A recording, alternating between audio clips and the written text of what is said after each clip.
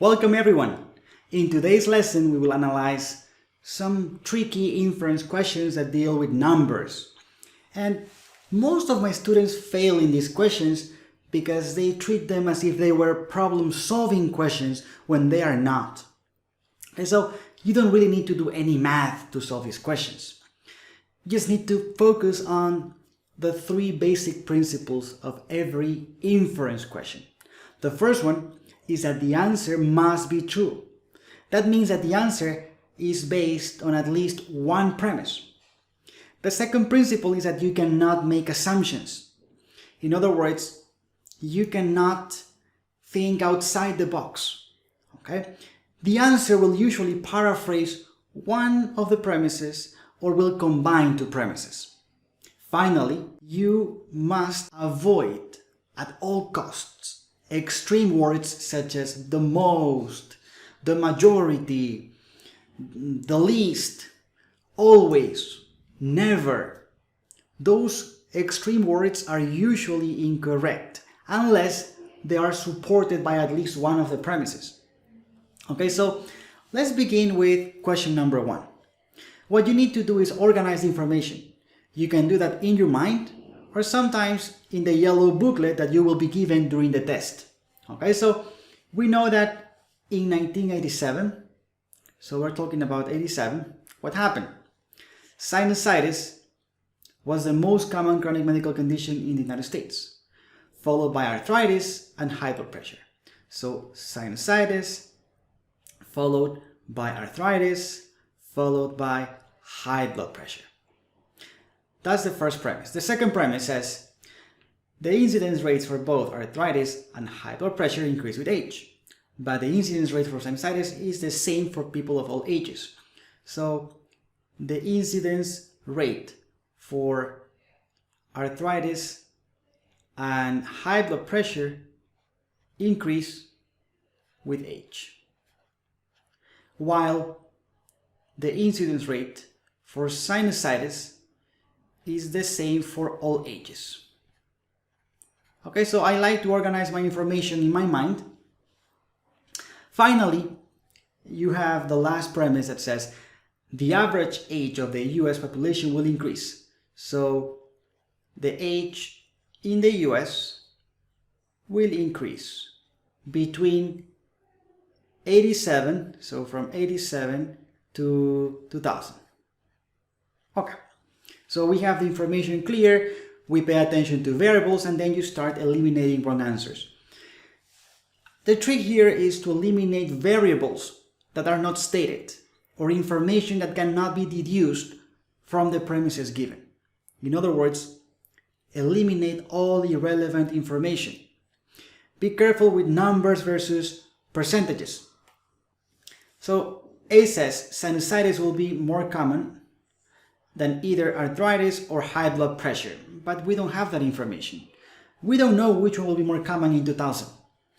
Okay? Right now, we know sinusitis is more common. Well, in 87 it was more common.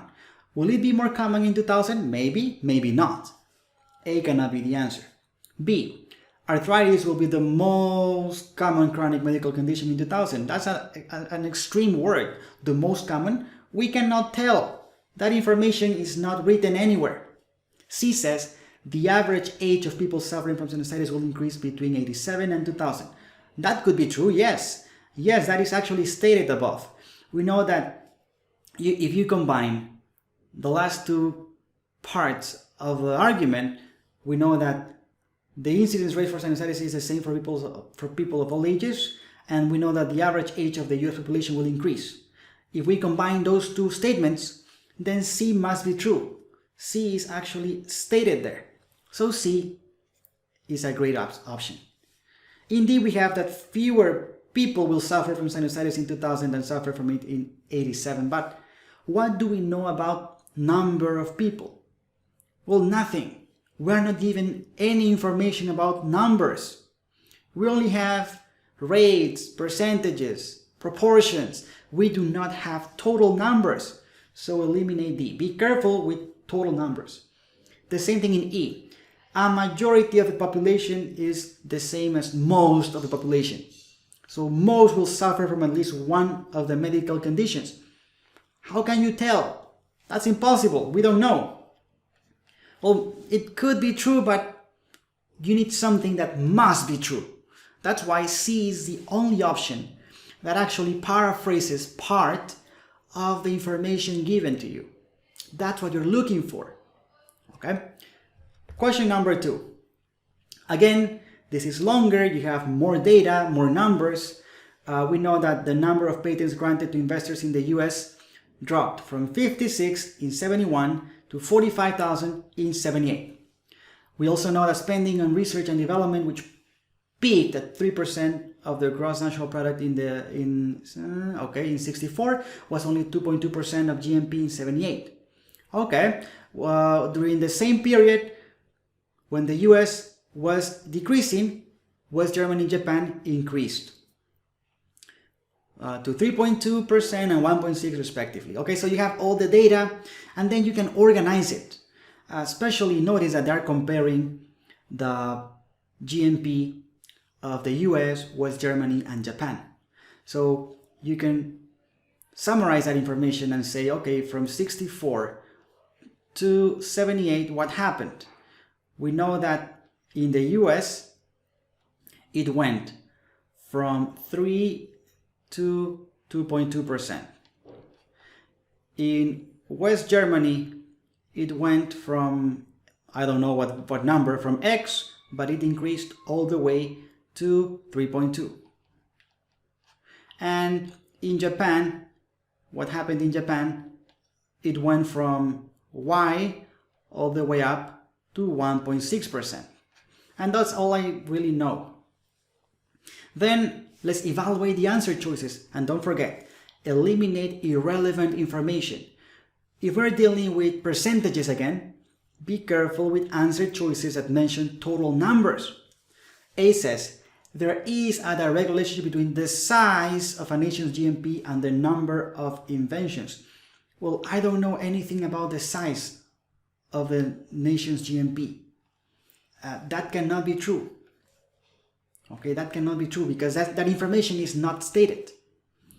B says, Japan and West Germany spent more money on research and development in 78 than did the United States. I don't know how much money they spent, okay? Because that information is not mentioned, so B cannot be the answer. C says the amount of money, again, we don't know anything about the amount of money.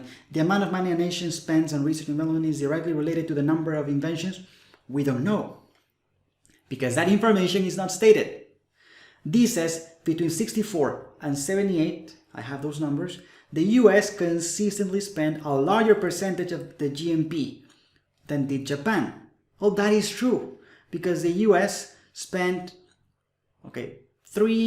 between 3 and 2.2, and Japan went from Y to 1.6. So Y has to be lower than 1.6, smaller than 1.6. That's why D is perfectly fine. It is actually supported by the information mentioned. And then E says both West Germany and Japan will soon surpass the US in the number of patents. I don't know. I don't know because that information is not stated. Maybe it could be true in real world, okay? But since it is not written, it cannot be the answer. Finally, question number 3. Again, we have a lot of numbers. We know that from 1980 to 1989, consumption of fish in Urania increased by 4.5%. So, fish increased by 4.5%.